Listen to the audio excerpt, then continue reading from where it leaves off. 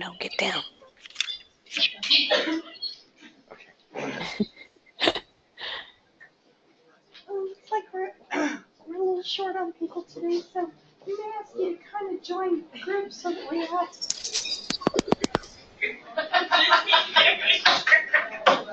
support ladies. Oh no. You sound like a Mickey Mouse. Yeah. Okay. I'm afraid I have coughed my face off today, and I have also coughed my voice off. So this is going to be one of those things with lots of experiential, lots of videos, and not too much speaking from me. I've also never done this one before, and Dr. Dashler does a really great job. I watched him do it once, but okay. So I'm not sure I can come up with all his wonderful stories, but we'll do our best. I'm Patricia Fingerhut. I'm the chair of the Occupational Therapy Department, which is why my fans are laughing. So She doesn't sound like this normally, I promise. Sexy voice. I know Lauren Elizabeth is thinking, but the rest of you just tell me who you are and your second department you're from. Cool medicine. And your names? Jenny. Renee. Paula. Sarah.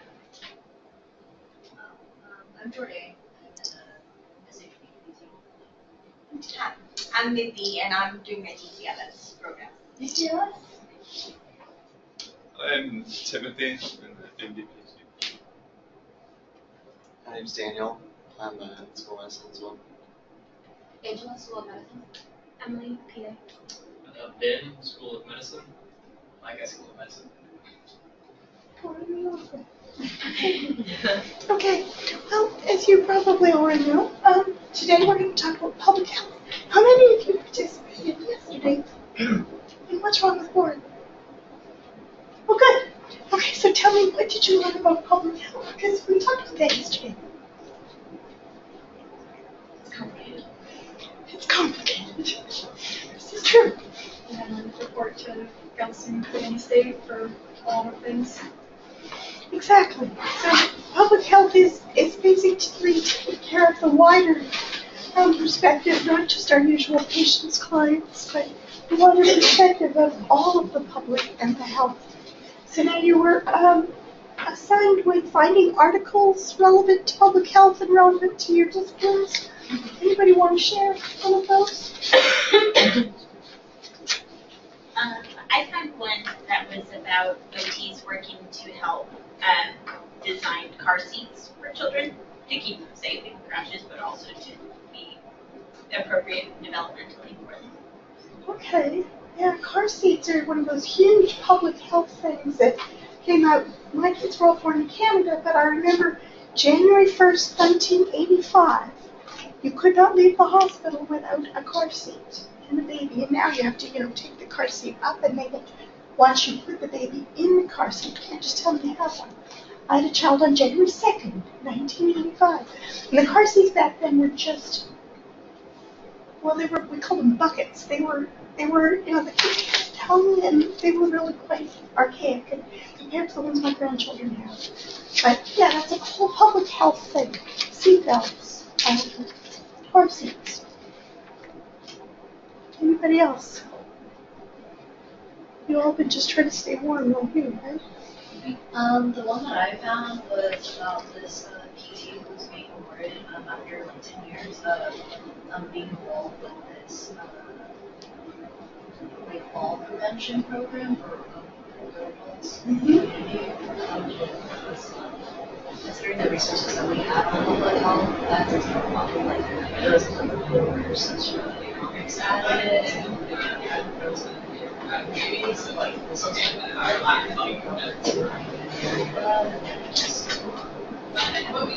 it's like an age that Yeah. Followers commanders is one of those really preventable things that is really big news right now. We actually have a selective in OT.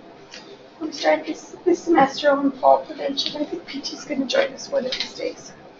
Okay, anybody else have an article they wish to share? Dr. Yutzi and the gang, can you guys hear all of us at home? I'm having some difficulty hearing. Okay.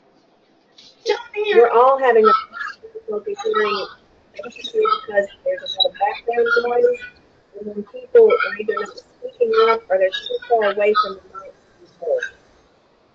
Okay, Dr. Yuzi, I don't think you came through very well. I think Brooke's going to go and mute you all, so it might help. But anyway, so everybody's going to speak up because we do have some meeting hers or whatever.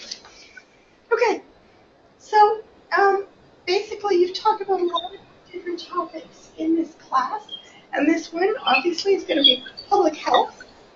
So public health kind of equates a lot to global health. Oh, I need to advance the... No, I will not restart now.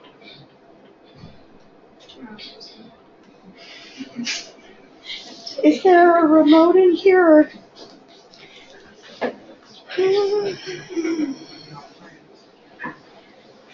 There's no remote, Dr. Fingerhead. You'll just have to advance the slide with the arrow key. Muted.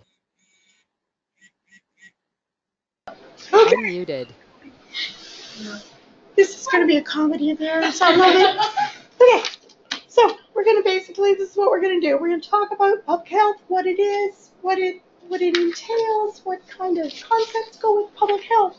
We're going to talk a little bit about the history of public health and some historical overview of how it's been. Excuse me. We're going to do a little bit of group work and report back, and you're going to talk and I'm not. And then we're going to talk about what happens if you have an outbreak, like, you know, what's wrong with warning gone viral. Well, actually, it was bacterial. Okay. I practiced all week. I can't say this. What? I'm sorry, I ran over here. Come on in. Continue. So we're back to Fernando now. You people have met Fernando before, right? And now I'm asking for a volunteer to name the country that Fernando is from. Mexico. Very nice. Okay. So Fernando's from this country, and he's now in elementary school. He's missing classes because of a lot of GI upper respiratory issues, and it's affecting his grades. His mother works across town and has to take several combis to get there. See that little bus thing in the bottom? That's a combi. Has anybody here ever ridden on a combi? Oh wow. Okay, tell us what rides on a combi. Terrifying. Terrifying in a word. Chicken is a good name. Chicken. Okay. They play a lot of games. Is that why they call it chicken buses in Guatemala? Because they like chicken? I don't know. Or is it because they carry chickens? That's what you're saying, yeah. Carry chickens that drive in. Not safe. Not safe. Okay. Well, this is how his mom gets treated every day. So, you know, there's a public health issue right there. His father was diagnosed with diabetes and has a hard time doing heavy work. He's a pain and numbness in his feet. Okay, so he has diabetic neuropathy. And I have to check Dr. Dashler's notes to make sure I'm hitting all the high points.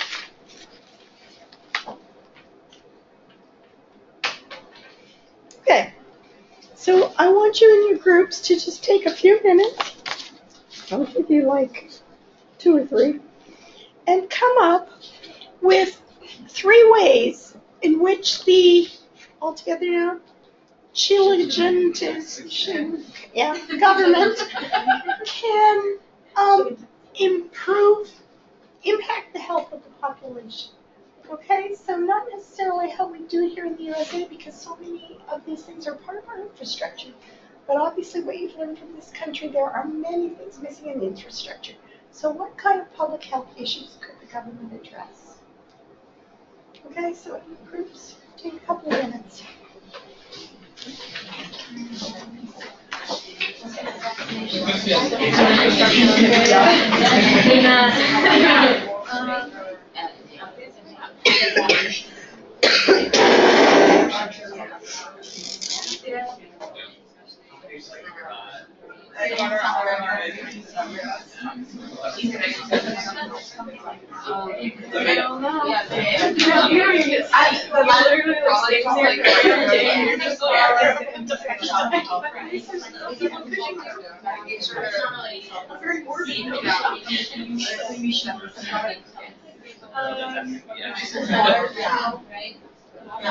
That definitely helps. So, thank you. Continue.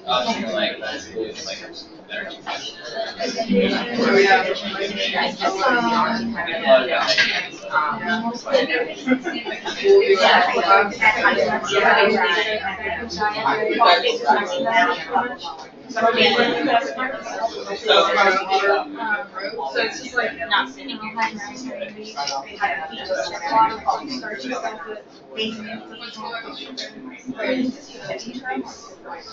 we're intersected. I just ran out. I think I exercise. So we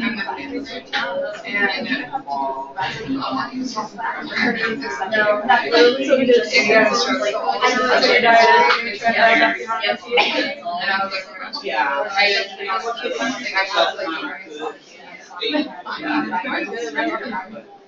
So has everybody come up with a couple? Has everybody got a couple of suggestions of how the government could? So let's start with the ladies in the back.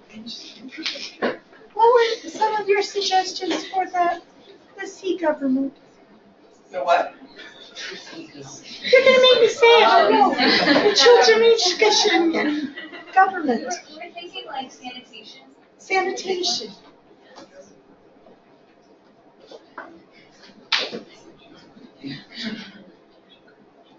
Okay, and how's that gonna help public health? No idea. Clean water is essential for. Clean water's, yeah, essential. So much disease is due to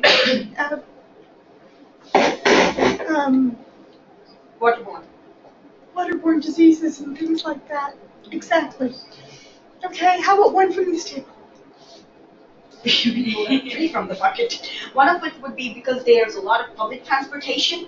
They could get stricter on the PUC rules, like the emission of the local transportations and stuff like that. That would help controlling the pollution. Pollution, air quality.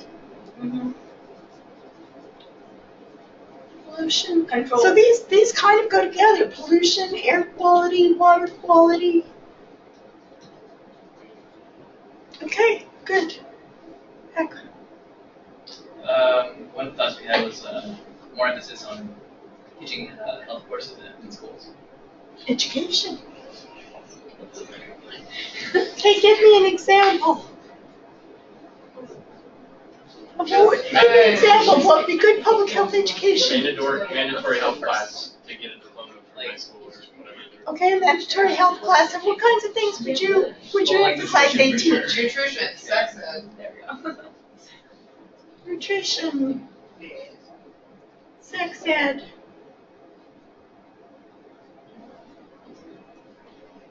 I'm talking, I can't write. Okay, how about these folks? We were talking about the zombies seem to be pretty dangerous, and we don't know how to grow in alternatives. So maybe working on just that. Okay, infrastructure.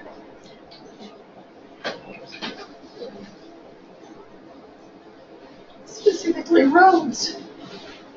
That's right, the less combies go over the cliff, the less people die. Okay, how about back there? Okay, got another one? Maybe safety. Safety? Okay, what kind of safety? Yeah. I was just following up from like the issues that was going on in their country, like previous sessions that we've had, as far as like safety and What kind of freedom. Ah, Yeah. policing and safety. Yeah. Oh, okay. Yeah. Policing. Safe neighborhoods. I don't know.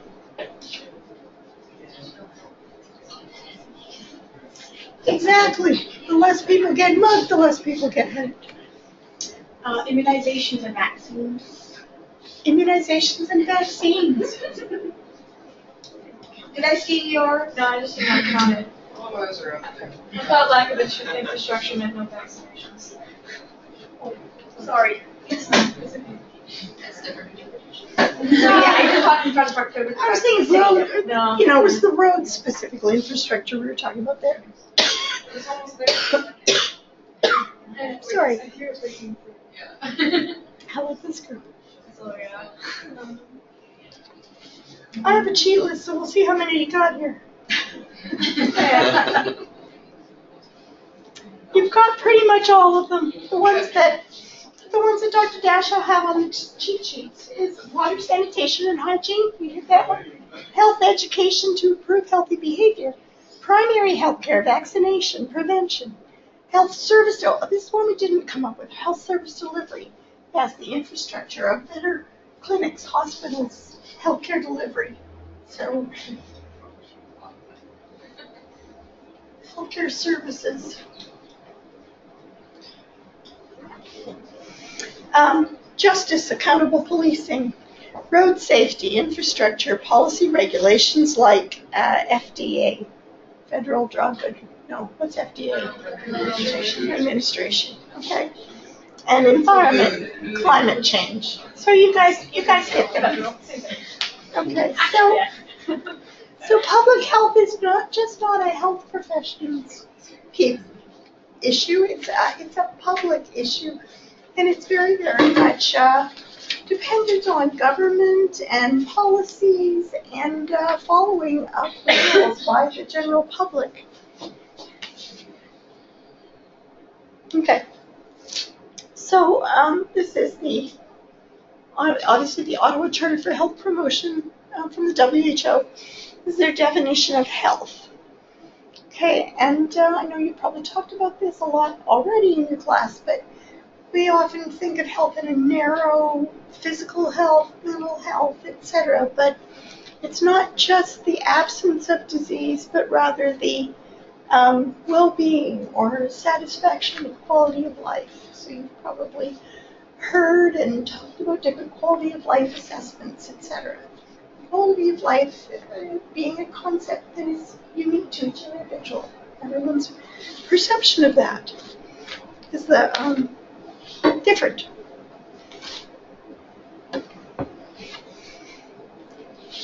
Okay, so public health is obviously, as defined there, what we all do as a society.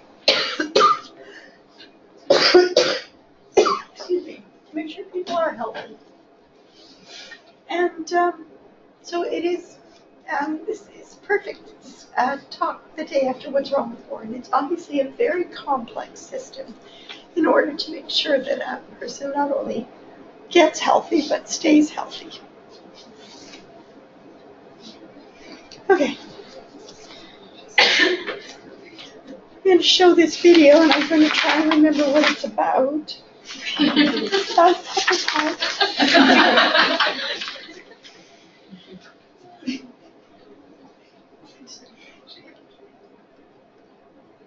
And I'm sorry, I should have queued it up before I got here, dear.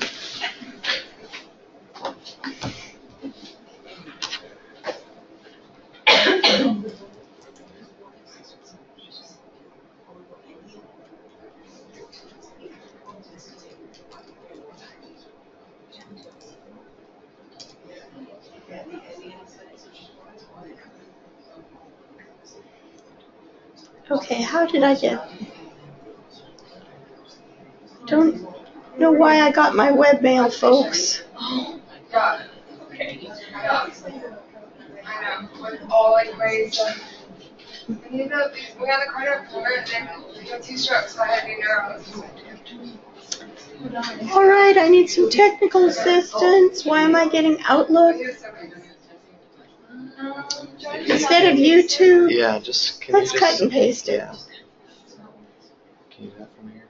Oh. I think you just skipped a Yeah, slide. I did. I know. Can you get out of like the Intro. slideshow mode? Yeah. And then copy it from the slide. It looks like it's about slide 8 or so. Should have done all the action then. It's like, What did you do? What's a cardio? Oh, that's making new slides. Yes, I am. Okay. There it is right there. Number 9. It was like, You see it? And then there 9. Yeah. Okay, let's see if you can do it from that. My partner made it like, it wasn't. Oh, I think it. Paste it. I was like, he shared that street. Yeah, well, she like, Can I look at it real fast? Is that okay? Where is it? It's right here in the PowerPoint. Number 9.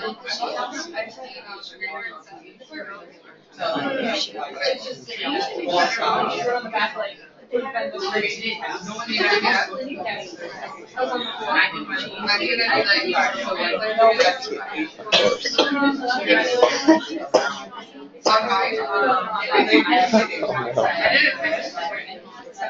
looks like it's an available video. I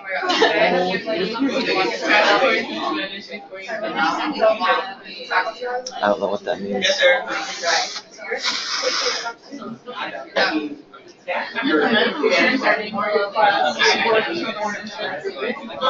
Well, that's as far as my IT goes right there, unfortunately. I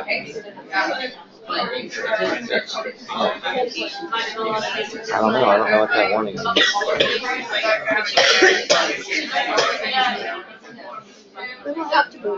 Okay, I'm sorry. I apologize, guys. We can't make the video work. This could be a very short class.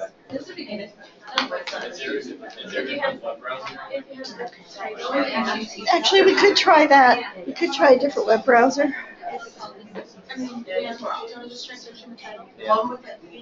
It pulled up the YouTube video, but YouTube didn't work.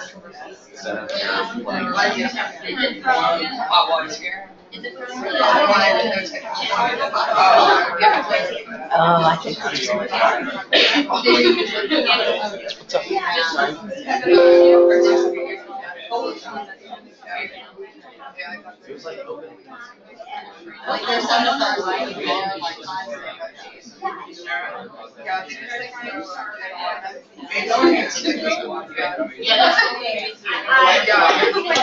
So she showed me one that may actually be.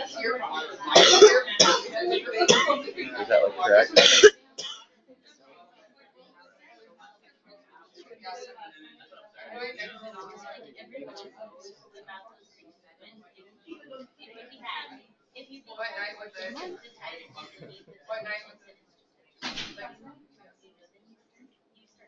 Here it is. Oh. I'm sorry, Brock. I can't seem to get the YouTube.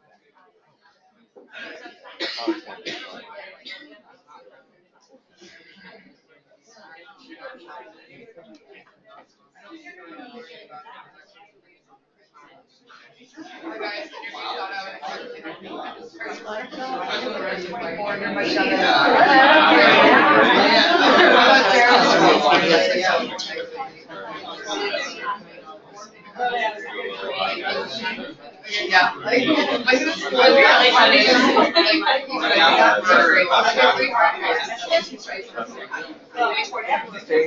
But the video itself is not there. Like it's the link is not. That's what we got. Yeah, so there's not.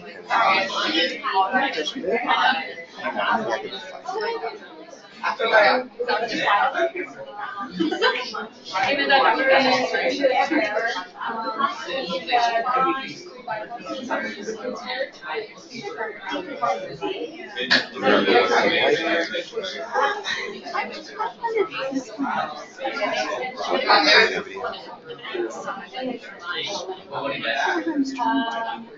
See, their video is not. I think it was,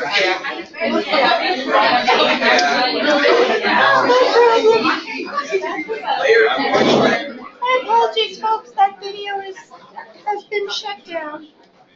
Okay, so we'll just So we're gonna go on and discuss public health, and public health and prevention programs in the community. And so you can see a lot of these things are the ones that you described.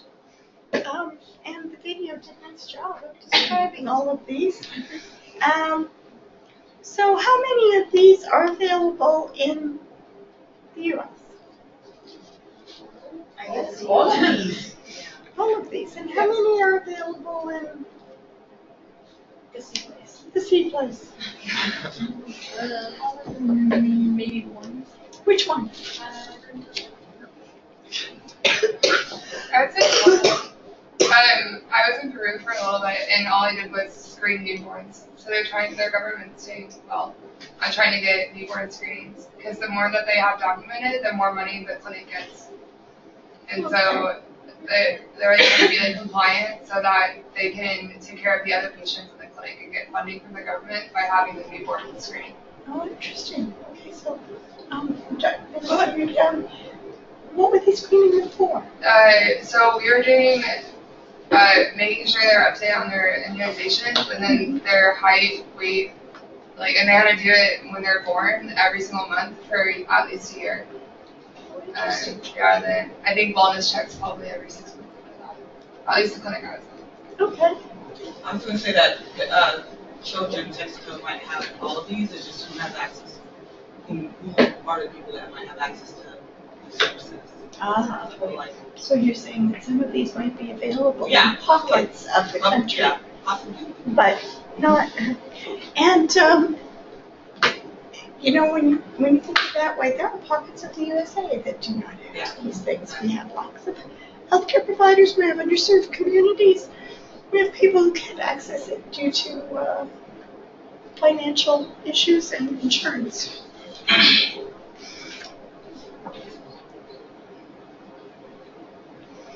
Okay, this slide kind of talks about some interesting public health initiatives that have been developed over the years that are very, very common in developed countries or first world countries or however you want to characterize them, and how much a public health initiative decreases overall healthcare spending. So you can see the infant deaths decrease.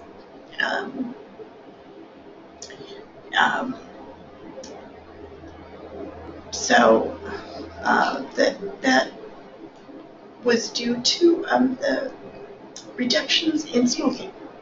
Okay, so from 1965 to 2010, now I did not go to school in 1965, but I was going to university in 1975, and in the hospitals and clinics that I worked, the cafeterias were filled with smokers. The healthcare professionals, the physicians, the nurses, the OTs, the PTs, the CLs, a huge percentage of the population smoked. When I had that baby I described, my first one in 1985, you were only allowed to smoke on the newborn ward at the end of the hall. And so there would be this group of women puffing away at the end of the hall with their little bassinets with these brand new little preemies and newborns sitting there. And I had the room at the end of the hall, and I hated cigarette smoke. I could barely breathe. I couldn't see the lady next to me because of the smoke. When I had my next child a year and a half later, you were only allowed to smoke in a little room on the ward. And when I had my next child a year and a half after that, I know what was I thinking. There was no smoking in the hospital period. So, that public health, that was about the time, in the late 80s, when that was implemented. Before that, there was smoking in healthcare facilities. Anyway, these are all the things that it has decreased. Infant deaths, cardiovascular, diabetes, cancer, etc. And the huge thing with seatbelts. Now, if you're around this room, you all grew up with seatbelts, right? Obviously, no seatbelts when I was a child either, and it's a huge difference. And we already talked about the car seats. Okay, so this is what gets really hard, and now I'm kind of trying to stand on my soapbox and hoping to preach to you, but you all registered for global health, so you're a captive and very willing audience. How do we, these public initiatives like seatbelts and smoking cessation and all those kinds of things, how do we convince the people in power, the government, the state legislators, the local legislators, etc., to invest in this kind of public health initiative? Because all of these things have an upfront cost, right? So this is why these kinds of studies that show that the return on the investment is huge, far more so than paying healthcare workers to deal with the symptoms and the disease and the fallout from public health issues. So, as it says here that for every dollar we spend on preventative care, we can save more than 5 times in health spending. Investing in vaccines saves money on treatment of vaccine-preventable diseases to the tune of 18 times. So, these are great statistics. And only 3 cents on every dollar spent on taking care of chronic conditions like obesity, heart disease, and diabetes actually goes into prevention. Okay, so when you think of your own programs, you've got medicine, PA, OT, PT, and CLS here. When you think of your own programs, how much of your program do you actually spend on learning about prevention? Anybody want to comment on that? We had a class in the summer when we first started. Health prevention is good? Health promotion and prevention. Yeah. So it's an entire course in some DJ. Uh-huh. And then it continues through to pick up through some of our other classes. We keep bringing it up to remind all about prevention and risk factors. Okay, and that's the PA program. Okay, what about the rest of you? How much would you, 87% of all people make up their own statistics. That's what I'm always telling them. So, make up your own statistics. What percentage do you There's have a your pretty program? good class related to it, but in every class there are some of the other topic where there's a prevention, risk factors, something or the other, say micro class, or chemistry class where we're talking about CVD or diabetes, then there is prevention and risk factors. So something like that. There's nothing a class dedicated to it, but Yes. every class There has is incorporations content. of this topic. Okay, and that's impressive, and that's in the doctorate of CLS, or is that in your undergrad? I did my bachelor's here as well, Yeah. and I continued for my master's, and even in DCLS, yes, it's a part of it. Yes. So, and how about School of Medicine? Can you think of? They try. I thought it's kind of In our integrated in everything. PPO. Okay. Yeah, And that's good. but And it's that's not a good. lot at all. They can input, like they say, a lot of preventions, but it gives you a risk factors, that's the key to your prevention right there. Exactly.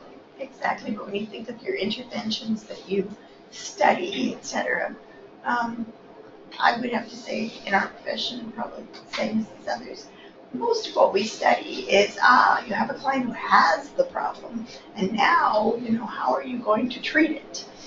And we don't spend as much time sort of saying, yes, it's preventable, and if you had better overall public health, you wouldn't have to see so many clients. But it's not the majority of what we learn. Okay, we'll just quote Ben. And I remember Dr. Dashow saying, and that's why he's on the $100 bill, because he's a smart man. Okay, so we talked about health prevention and public health, but one of the things when we get all these statistics is in order to be able to make the case to people who fund public health initiatives, etc., we have to have metrics to measure public health. So I'm going to give each group a sort of a metric that is commonly out there that we use to measure public health. I have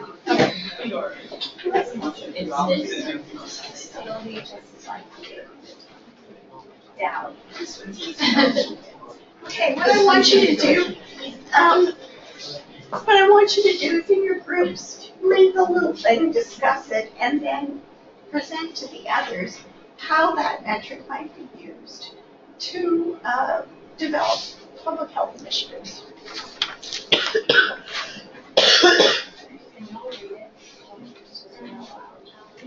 Sorry, for those of you who are on Skype, y'all have to hang in there until they present.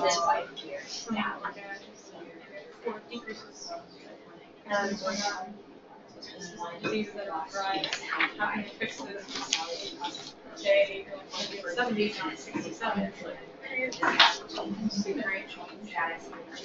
Other countries, they use it as an evaluation of how well they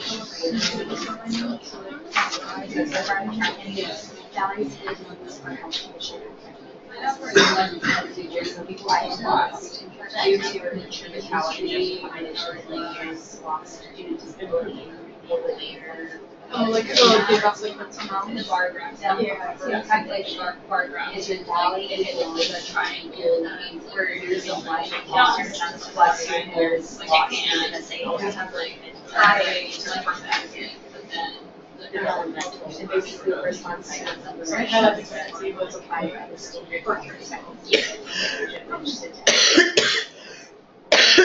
And that is a thing.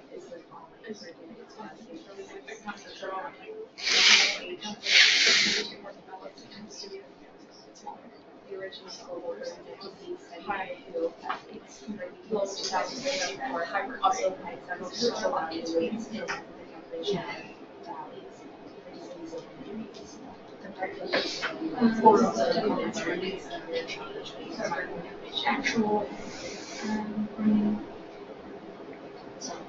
actual disease burden.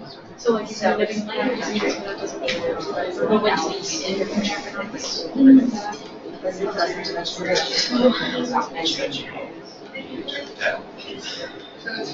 yeah. Not like, yeah, like the years So it's lost. like 80s, yeah, so like grouping them, so like how much that is. Longer and later. So it's not like You make it through 3.5 years. it's just life year. Yeah. But we adjusted it because of, like, I get live like adulthood. Yeah, I want to know how they come up with the years lost. I was about to say that too. That's something that we would against you.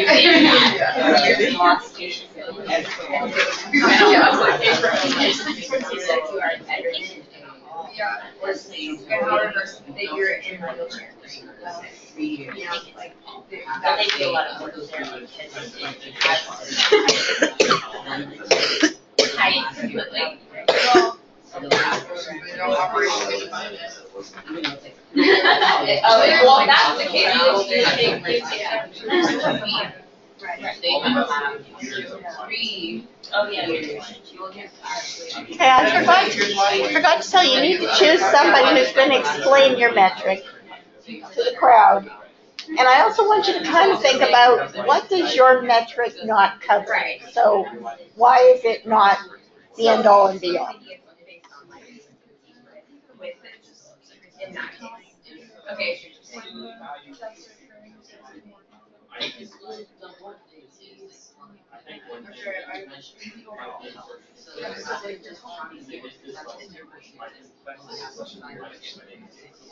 Oh, like this is the kind of no, yeah. It's like a measure In units, unless they're separate.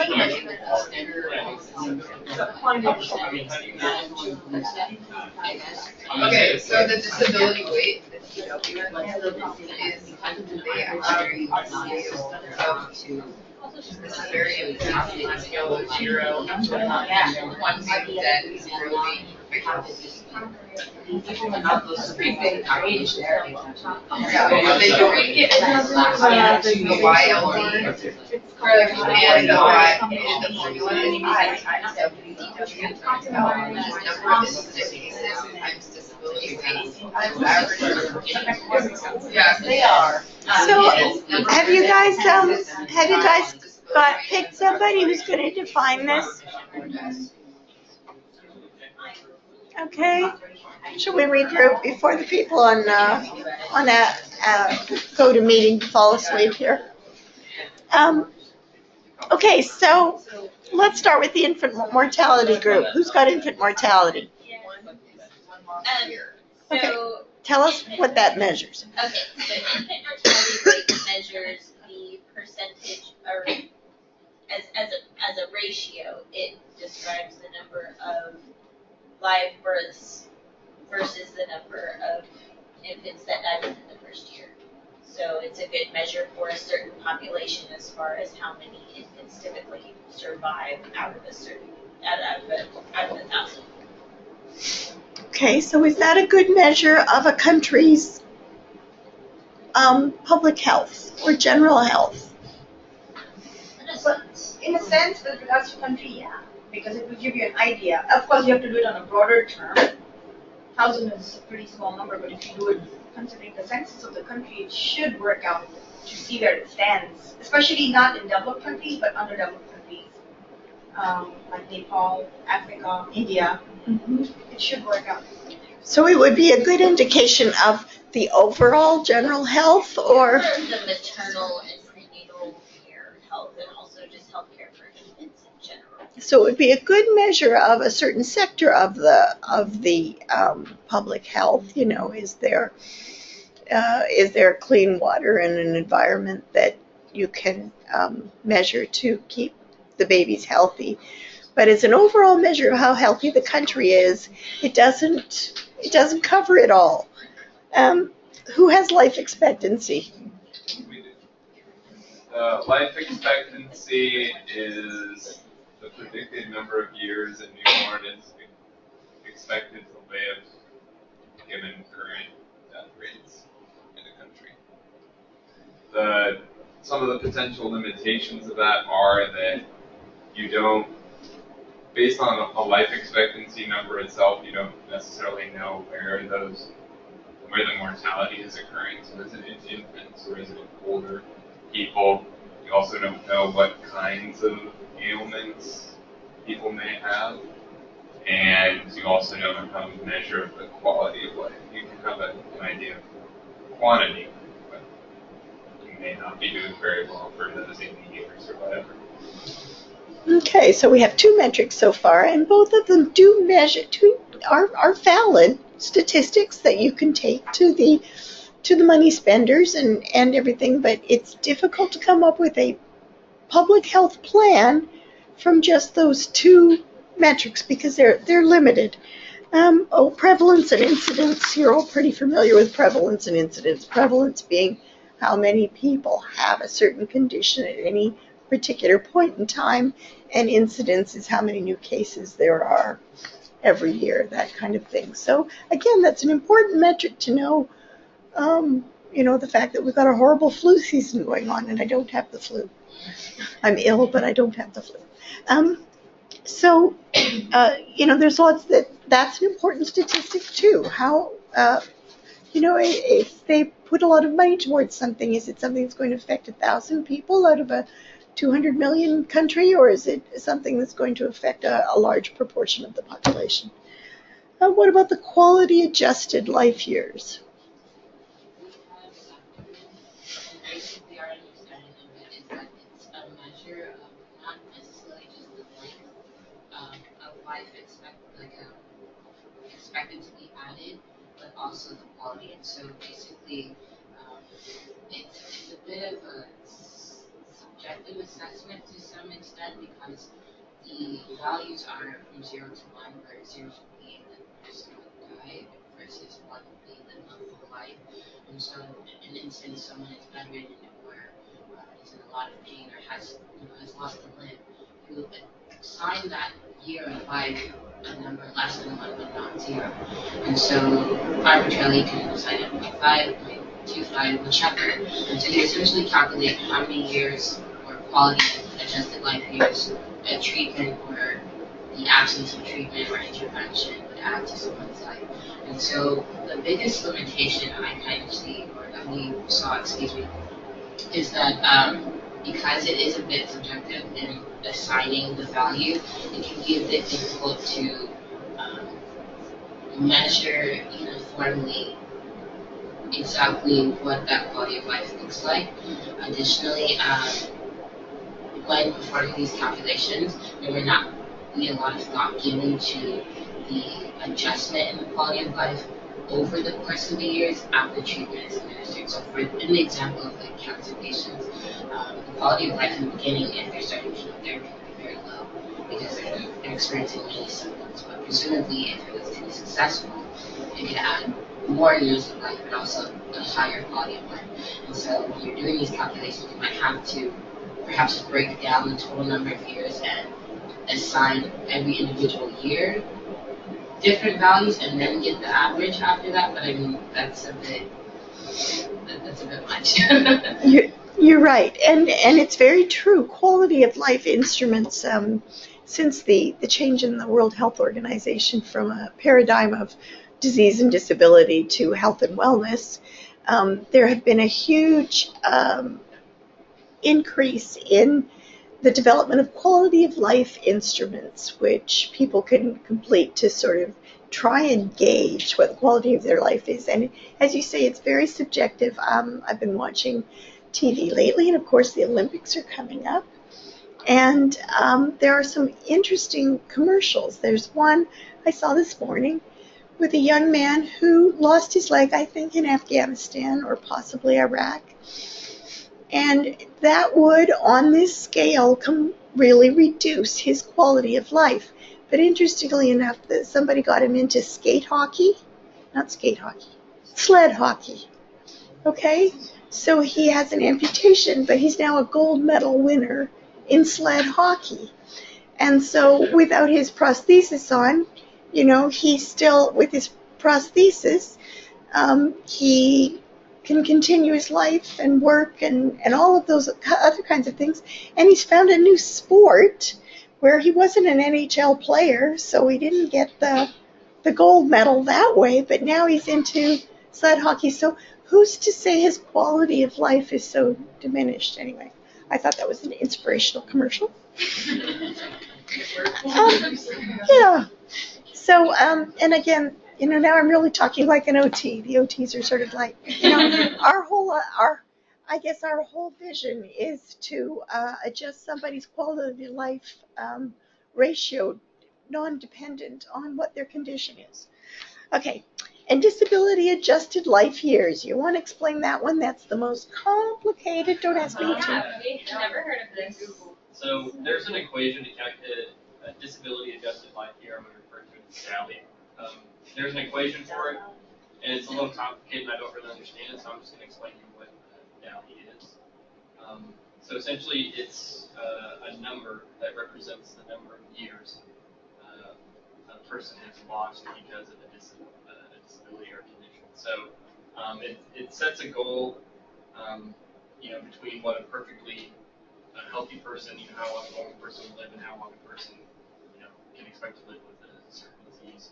So, if you improve your health care, hopefully, this number gets smaller, that leaves a little less years. So something that might be a problem with this metric is a small sample size. So there's a DALY for each disease or condition or disability. So if you have a really rare disease that only has a few cases, it may not be very accurate. Hopefully that's right. So inquiring minds want to know, so you can all Google it when you go to bed tonight and spend your evening trying to figure out the DALYs. But the bottom line of what we're trying to, and I'm sorry to sit down, but I'm really feeling rough. So the bottom line is what we're trying to say here is that no one metric, we have a lot of really interesting metrics that we use to measure the health of a population, the health of a group, the health of a country.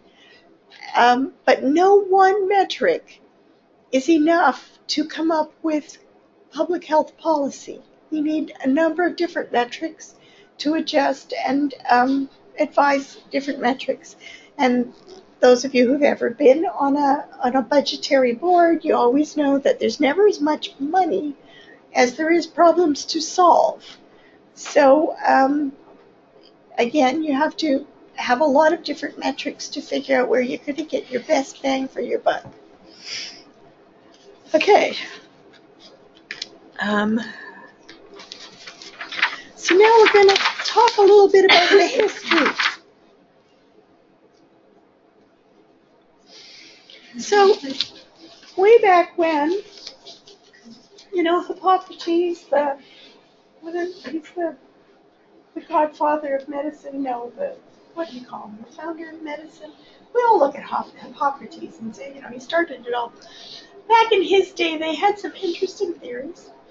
You may have heard this in some medical or OT or CLS, PT history classes, but they thought that you had bad humors, and you need to balance your humors. And therefore, if you were hot, and you probably had too much blood, so what did they do? They bled you. You get a little bit of the blood. And, if you had black bile, I have no idea what they did for you, but I'm sure it was just as bile. I think they still bled you. Oh, yeah. Basically, bloodletting and inducing vomiting were the favorite treatments for pretty much everything. And it was to try and balance your... And the truth of the matter is, you may not have returned to the physician, and therefore, who's to say you weren't cured? That was the way they tried to understand disease and conditions. Okay, and then they came up with this variolation, and this was, there's been really clever people who are very observant over time, and most of our science and everything comes from people who observed things and went, if this, then that, and are always looking for answers. So back in the 1500s, there were these Chinese healers, that this picture is supposed to depict, that they noticed that people got infected with smallpox, and of course smallpox was wiping out large populations at this time, and that some people got really sick and died, and other people seemed to have a milder case, and they got the pox, but they did seem to recover. So they suspected that there was something in the pustules that made the variation. So what they did was they collected the scabs from the people with the milder forms and ground it up into powder and it into people's nostrils. And that was called variolation. Okay, so that's kind of early vaccination type thing. And what they happened was that these people who had this variolated, milder stuff that they were infected with, most of them got the disease, but very few of them died. So that was kind of a precursor to vaccination. And then they started thinking it's the environment in the miasma theory. So in the 19th century, which really isn't that long ago, it was 200 years or so, they were thinking it's the bad air, and that because, well, just think about it. Why would they think it was bad air? Get sick if you went to an area that was sick. You get sick if you went to an area where everybody else was sick. Okay, so right now flu is running rampant through the Galveston County. So wouldn't it kind of make sense that all the people who are breathing the Galveston air are getting sick? It must be the air. I mean, we're not all having the same dinner. We're not all living in the same house. What are we doing that's common? We're breathing the same air. So that's what they figured. It was the air. And that kind of got rid of the humors, so a little less bloodletting and stuff like that. So especially infectious diseases, they decided it was the bad air. The interesting one was they even thought obesity resulted from smelling certain foods. I can tell them that's not it, unfortunately. And so this is a picture that's supposed to depict the cholera epidemic of the mid-1800s. Okay, and then we got to germ theory, and it came about in a very interesting way, and I'm sure you guys all took this in junior high biology class or whatever, but you've probably forgotten it. So in the latter half of the 1600s, there was a guy named Antoine von Leeuwenhoek, who was a draper. I mean, he made drapes to cover the windows. And he wanted to see the threads of his drapes to make a more perfect fabric. And so he started monkeying around with lenses. And he got so good that he got them to 200 to 500 times resolution with his lens monkeying. And while he was looking at his fibers, he started seeing other things on skin, and then he started looking, and he was credited with discovering bacteria, spermatozoa, muscle fibers, and many more animalcules. Never heard that term before, but and so all of a sudden the scientific community was starting to think, okay, there's maybe more that we really can't see, more beyond the human eye. Okay, and that kind of brought in the germ theory. Now, that didn't take us from there to here. We still believe in germ theory, but we have far more sophisticated ways of looking at it then. So a couple hundred years went by, and there was still a little bit of faith healing, bloodletting, and other kinds of things because we didn't have the science to back up dealing with these molecules. Okay, and then vaccination.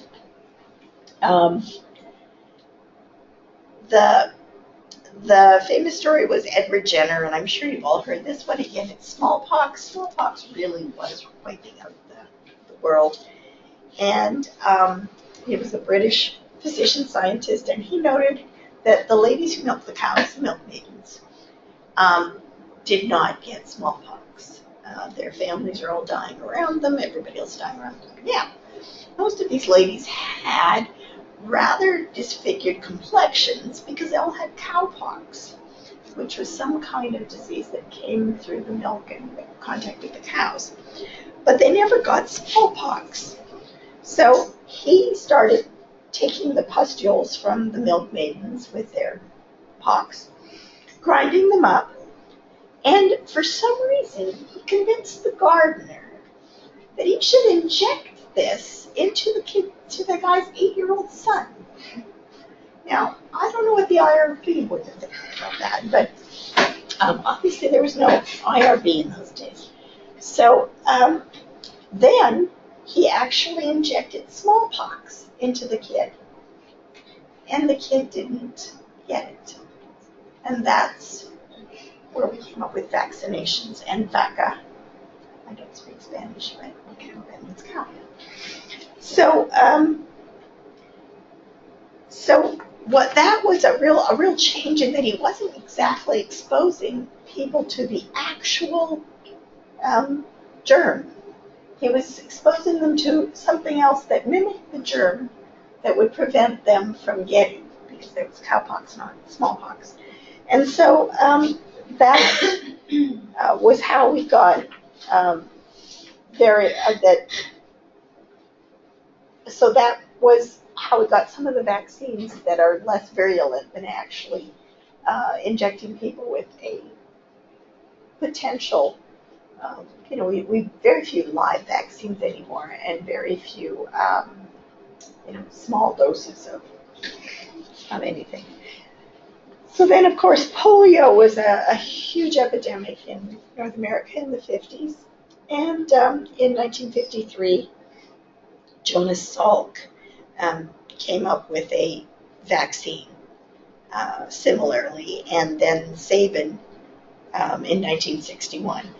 And so now I don't know if you guys have taken this to maybe the CLS and maybe the medical PA students, but which one is the oral, Salk or Sabin? Sabin is the oral one, I think we used to get that when I was a kid, but I think now they all get salt. Okay, so now let's hope. So we've come a long way. And this is just a really cool video of a guy named Jon Snow and how he used his good observational skills to shut down a cholera epidemic. So we'll see if I can be just a little more successful on this one. No?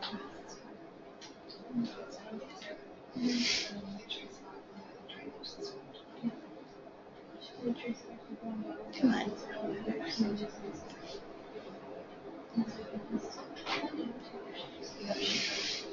Okay. It's not hyperlinked, Dr. Murat, so Oh. you're gonna have to exit the PowerPoint. Yes, I am. Okay, why is previous not working? Come on. If you did escape, we should be able to Okay.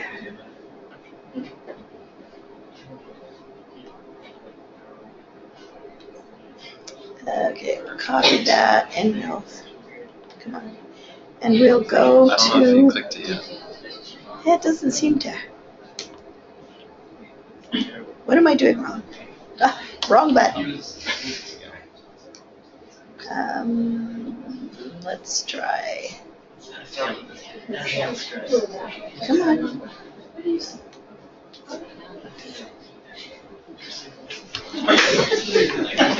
Okay, why can't I even open up Explorer?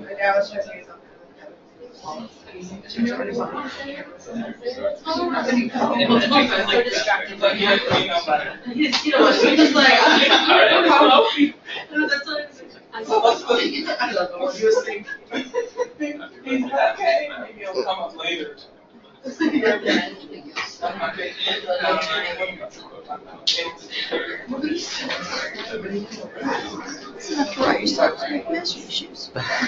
Should we try Chrome? Yeah, let's try.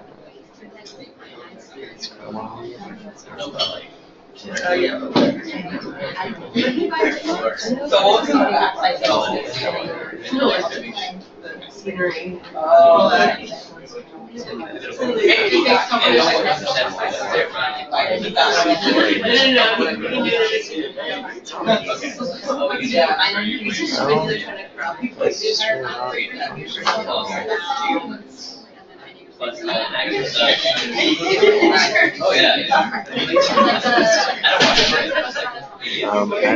It's not open when you click on it.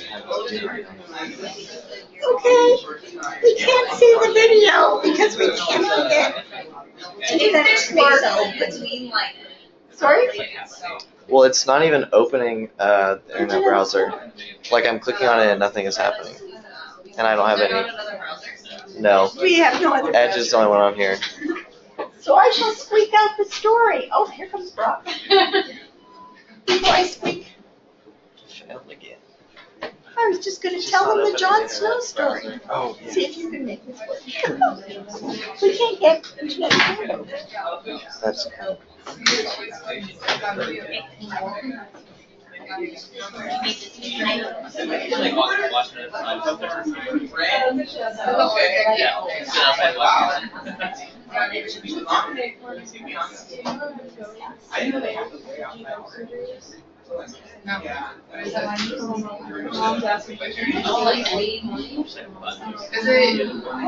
it like a gosh video? Is it like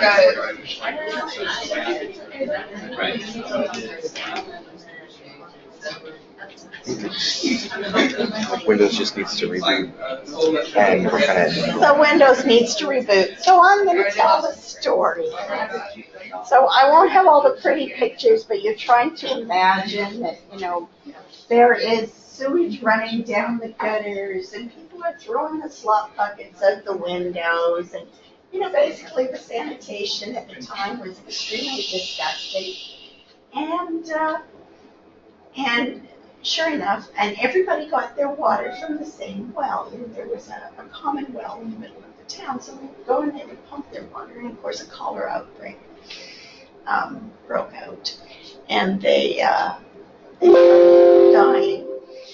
And this guy named John Snow, again, he was trying to figure out, okay, was it the air? And they were still bleeding in the air in the Iceland. But he kind of traveled around and he figured that the people who were getting their water from another source were not getting cholera. And so he, again, great scientific observational skills, observed that the common denominator for these people was that they were all using the same water spigot. And so he convinced the town elders or whatever to shut down that water spigot, and sure enough, the cholera epidemic was curtailed. It was much prettier on the video. Thank you for the story, though.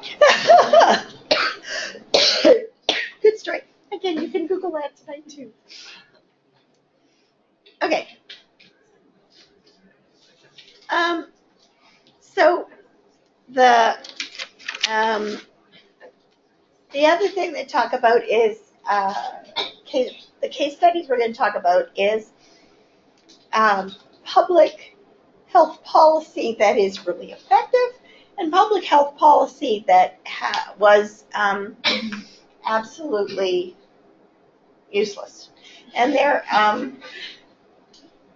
and what they're doing in these case studies is they're contrasting Haiti and the Panama Canal. The Panama Canal was held up as an exceptional public health feat, and Haiti was a total disaster. Basically, Haiti, and for some of you know that Haiti was populated by many, many years ago by people who had run away from slavery, et cetera, et cetera. So it was a small and insular group of people. And when the Europeans came, they brought the dreaded smallpox, and the people of Haiti had absolutely no immunity and were pretty much wiped out by the smallpox. And then there was no resistance because the people who considered the area to be their country were pretty much wiped out and dead. So it became a perfect place to be the center of the slave trade because there was no resistance. There was nobody to say, not in my backyard. And so the social and economic corruption that has fomented from that is part of the ongoing history of a country that has struggled through generations. The Panama Canal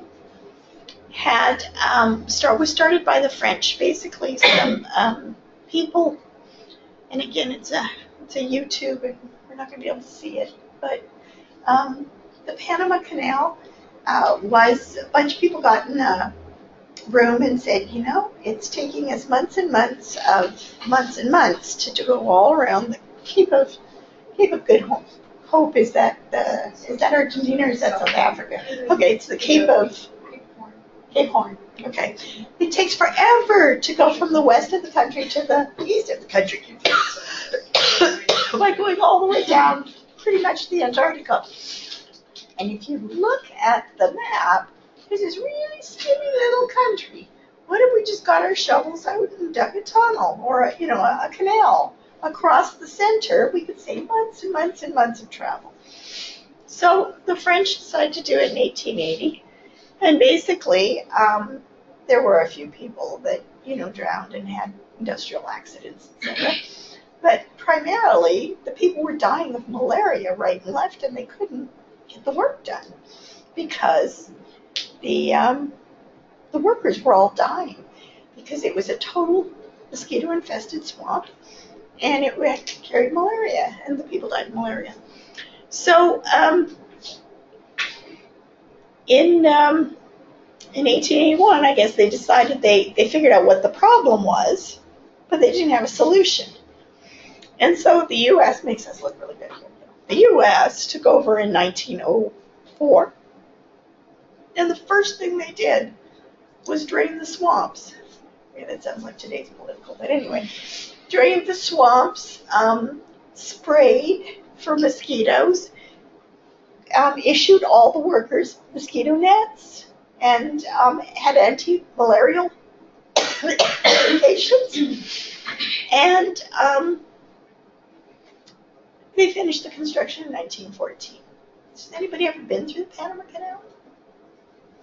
Me neither. It's on the bucket list. I think it still to this day is one of the most miraculous feats.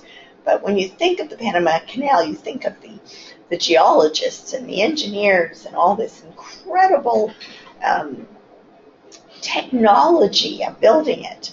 But in actual fact, it was the public health policy that made it happen. Okay, these are some pictures of the how they controlled the mosquito population and allowed the Panama Canal to be built. Okay, and this is a picture of quarantine.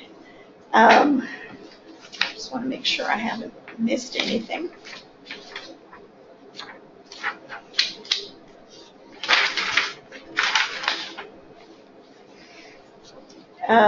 Quarantine, of course, is one of the huge public policy issues that the disease control unit that we talked about with What's Wrong with Porn is involved in. So this is an example of days gone by.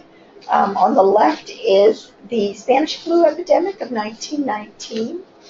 And anybody want to show off their Spanish flu knowledge of why was the Spanish flu epidemic so horrific, and why, what was different about it than the flu epidemics we have right now? Combination of human flu. Sorry? There's like a combination flu, so it combined with like bird and pig, so we hadn't been exposed to it before. Oh, I didn't know that. But okay, there was something. What I was thinking of is what made it so unique is who we have had number of deaths recently to the flu. Who's dying? Oh, like healthy children. The babies and the elderly. Okay, and every year we have the flu epidemic, and every year the babies and the elderly, and a few others die, but primarily the babies and elderly. The Spanish flu was a virulent strain that was worse for people with stronger immune systems. So it didn't kill the babies and the elderly. It killed all the people your age. It killed the healthy 20, 30-year-olds. Okay? And it wiped out, I think I've heard more people died with the Spanish flu than in the First World War. Don't quote me that. Yeah. So it was horrific. And again, it killed all the healthy people that usually can just kick off the flu.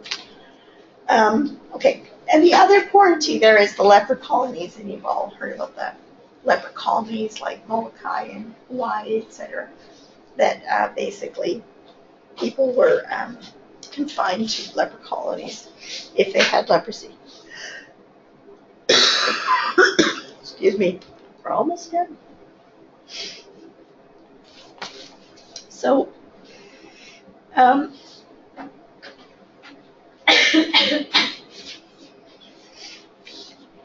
basically, the tropical diseases and public health, again, some of we still have a lot of tropical diseases now, and of course it's a big thing for Galveston because we have the national lab where we have all sorts of people like Scott Weaver and others who are doing fabulous research on Zika and chikungunya.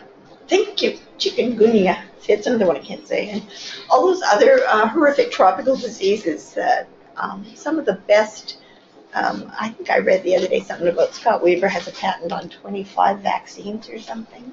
You come from an exciting place.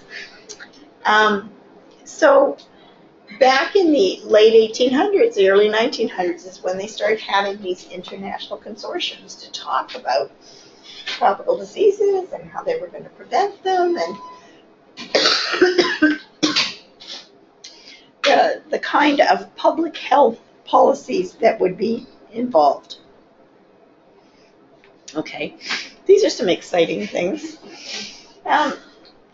Some of these, none of you guys were around in the Second World War, but venereal disease was a horrific problem with the soldiers overseas. And so they put some rather graphic education material out there. Now, spitting spreads disease. And people used to chew snuff and stuff like that. It used to be very common for especially men to spit on the street all the time.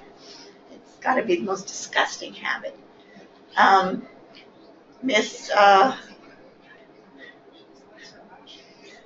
Obviously she may be a bag of trouble. That's interesting. And obviously the man on the right is promoting the use of condoms. He's a well-respected police officer. A well-respected police officer who takes one everywhere he takes his penis. So, believable. Yeah. Okay. And so now, today, we're just going to kind of finish up with sort of saying, in the essential functions and the core functions of public health today, these are some of there's sort of 3 core functions. So basically assessing what the public health issues are, and that was some of the metrics that you had talked about. Developing a policy that can be sold to the people who have the finances to implement it, and then assurance to somehow check the population and see if people are following the policy. Okay, and so you can see the various services that are required to do all of that. So there's a huge workforce that is involved in the public health policy that we kind of all take for granted. But there's a lot in the background. Well, now,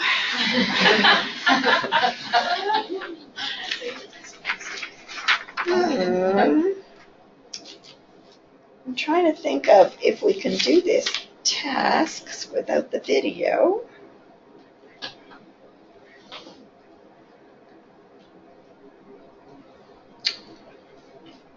Hey, Dr. Fingerhut, go ahead and give that link a try. Maybe it'll work.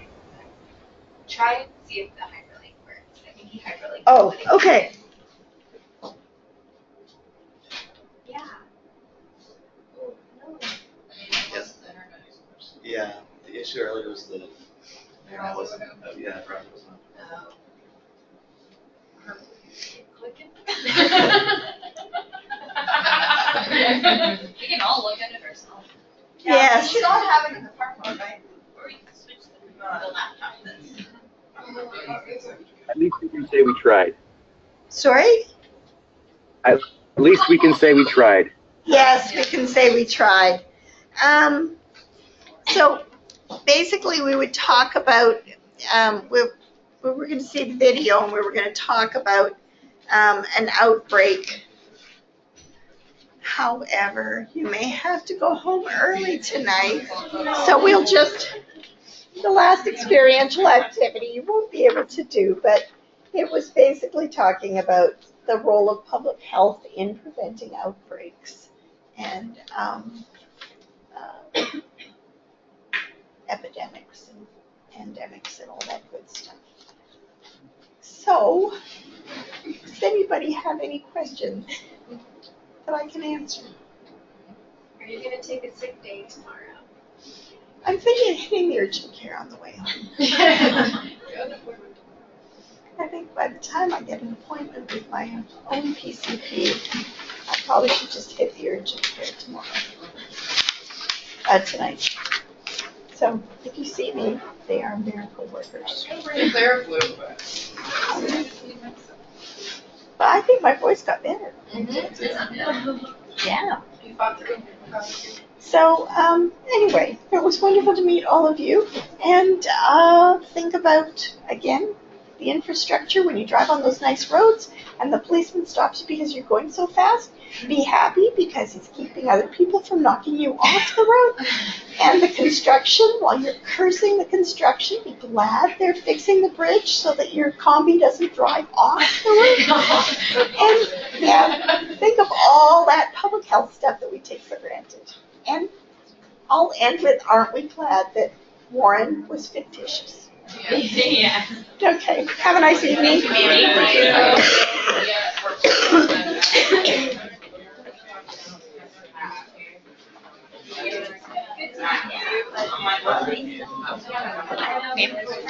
I was from the small group B. I have signed up there. So will you be taking the small group B as well, or somebody else? I think Dr. Pacheco is in Dominican, so next week it'll be me again. Okay, so I see you sometimes in February now. Oh, it could be, yeah. So it's not going to be you? It will be me the next time. Awesome. Awesome. No, it was interesting. It's my first class. Yes, it's Well, my I'm first excited. You're the first DCLS person I've met. Oh. See, we did our OTD the same time that Vicki Freeman was doing the DCLS. So she and I were compatriots in crime, going to Austin to convince them to let us do this. How is your program coming up? It is. We're starting slower than you, but It will come. It will come. Yeah. I'm just I was here with them, and all these things were coming up. I was getting my bachelor's done, and when I started my master's, I was missing some requirements of British. But my mom, just I was a stay mom for senior. So I was still mom for 3 months. But for a long time. So then, Get better. Hopefully I don't see you tomorrow. That means you're resting. you know, yeah, I have a few things that I really don't want to cancel tomorrow, but I don't think I'm any good to anybody. I'm so sorry. I'm sorry, you get better. Tricia,